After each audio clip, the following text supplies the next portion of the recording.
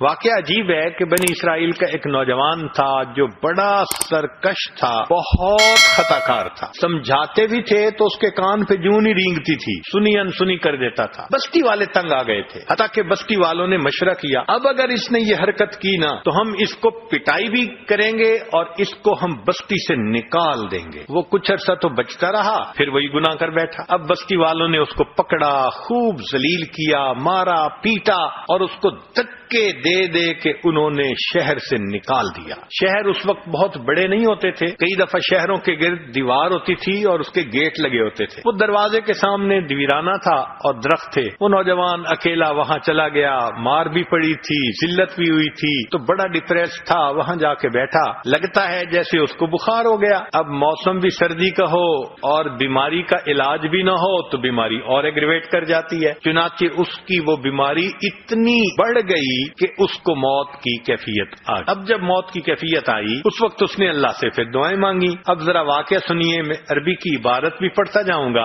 اور کچھ اس کے ساتھ ساتھ ترجمہ بھی کروں گا۔ کان فی زمن موسیٰ علیہ السلام شاب عاتن، موسیٰ علیہ السلام کے زمانے میں ایک نوجوان تھا جو بڑا سرکش تھا، مسرف علی نفسہ، اپنی جان پہ بڑا ظلم کرتا تھا۔ فاخرجوہ من بینہم لسوء فعلہ، بنی اسرائیل والوں نے اس کی بدکاریوں کی وجہ سے اس کو بستی سے نکال دیا تھا۔ فحضرت الوفات فی خربۃ علی باب البلد، بستی کے دروازے پر ویرانے میں اس کو موت آ گئی۔ فاوحى اللہ تعالی، جب اس کو موت آ گئی تو اللہ تعالی نے موسیٰ علیہ السلام کی طرف وحی نازل فرمائی، اے میرے پیارے موسیٰ علیہ السلام، ان ولی من اولیائی حضرہ الموت، میرے اولیاء میں سے ایک ولی کو موت آ گئی ہے، فاحذرہ، آپ جائیے، وغسلہ، اور اس کو غسل دیجیے، وصلی علیہ، اور اس کا جنازہ پڑھیے، وقل لمن کثر عصیانہ یحضر جنازتہ لاغفر لہم، اور اعلان کر دیجیے کہ جس بندے کے گناہ بہت زیادہ ہوں وہ آ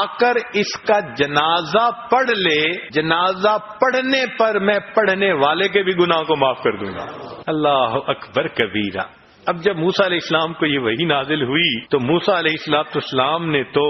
آگے فرمایا وَاحْمِلْهُ إِلَيَّ، اس کو آپ دفن کیجئے، لِأَكْرِمَ مَثْوَاهُ، تاکہ میں اپنے اس ولی کو اچھا ٹھکانہ عطا کروں۔ فنادا موسیٰ علیہ السلام فی بنی اسرائیل، موسیٰ علیہ السلام نے بنی اسرائیل میں اعلان کروا دیا، لوگو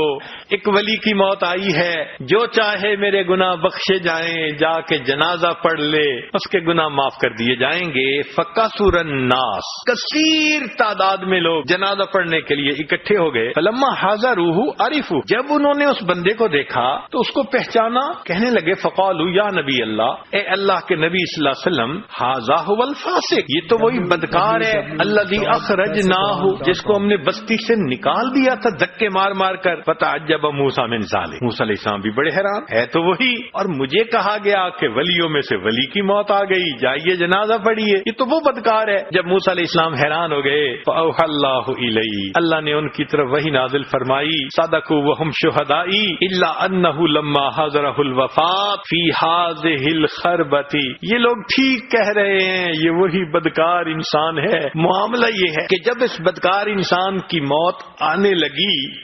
نظر یمنتم و یسرتن، اس نے اپنے دائیں طرف دیکھا اور اس نے اپنے بائیں طرف دیکھا، فلم یرا حمیما ولا قریبا، کوئی اس کا دوست نہیں تھا، کوئی اس کے پاس رشتہ دار نہیں تھا۔ اس وقت اس نے فریاد کی، اللہ کوئی میرا یار ہوتا جو یاری کرتا، دلدار ہوتا دلداری کرتا، میری ماں ہوتی غمخاری کرتی، میری بیوی پاس ہوتی خدمت کرتی، اللہ میرے پاس تو کوئی بھی نہیں۔ اور اے اللہ ورآ نفسہ غریبتاً وحیدتاً ذلیلتاً منکسرتاً، اور اس نے اپنے آپ کو دیکھا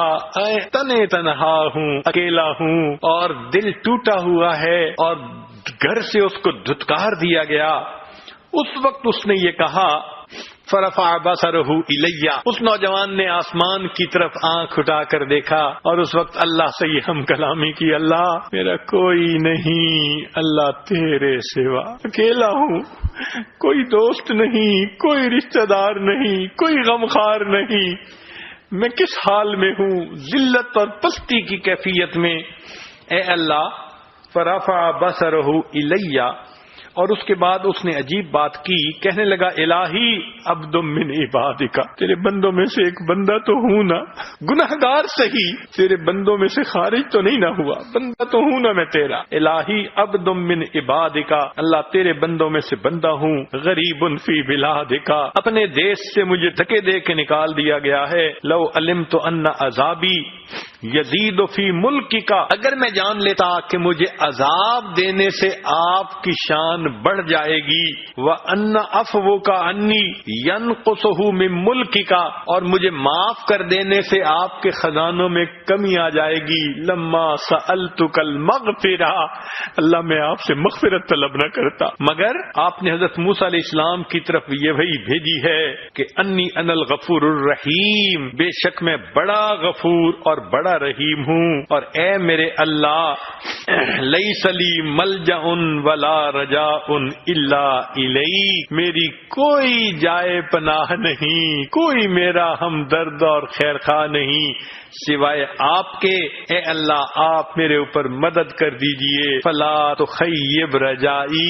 اللہ میری امید جو آپ کے ساتھ ہے اس کو ناکام نہ کیجئے، توڑیے نہیں، یا موسیٰ، اے موسیٰ علیہ السلام، افکان یحسن بی ان اردہ وہو غریب علی ہذہ الصفۃ، کیا یہ بات مجھے سجتی تھی کہ وہ مجھے اس طرح عاجزی اور زاری سے پکار رہا ہے، میں اس کی دعاؤں کو رد کر دیتا، وقد توسل الی بی، اس نے میری صفات کا مجھے واسطہ دیا، میری رحمت کا واسطہ دیا، وتضرع الی، اور اس نے میرے سامنے کتنی آہو زاری کی، وعزتی، مجھے اپنی عزت و جلال کی قسم،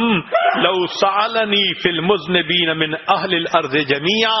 اگر اس وقت وہ نوجوان جتنی عاجزی زاری کر رہا تھا، فریاد کر رہا تھا، وہ ساری زمین کے گناہگاروں کی معافی کے بارے میں بات کرتا، لَوَهَبْتُهُمْ لَهُ لِذُلِّ غُرْبَتِهِ، میں اس کی دعا کو قبول کر کے ساری دنیا کے گناہگاروں کو معاف کر دیتا۔ اللہ آپ کتنے مہربان ہیں، ایک بندے کی فریاد آپ کو اتنی اچھی لگتی ہے، آپ فرماتے ہیں ساری جہان کے خطا کاروں کو میں معاف کر دیتا۔ اللہ تعالیٰ آگے فرماتے ہیں یا موسیٰ انا کہف الغریب، جس پردیسی کا کوئی وطن نہیں ہوتا اس کی جائے پناہ میں ہوتا ہوں، وحبیبہ، جس کا کوئی دوست نہیں ہوتا اس کا دوست میں ہوتا ہوں، وطبیبہ، جس کا پرسان حال کوئی نہیں ہوتا اس کا پرسان حال میں ہوتا ہوں، وراحمہ، اور جس پر ترس کھانے والا کوئی نہیں ہوتا اس پر ترس کھانے والا میں پروردگار ہوتا ہوں۔ جب پروردگار اتنے مہربان ہیں کہ بندے پہ ترس کھا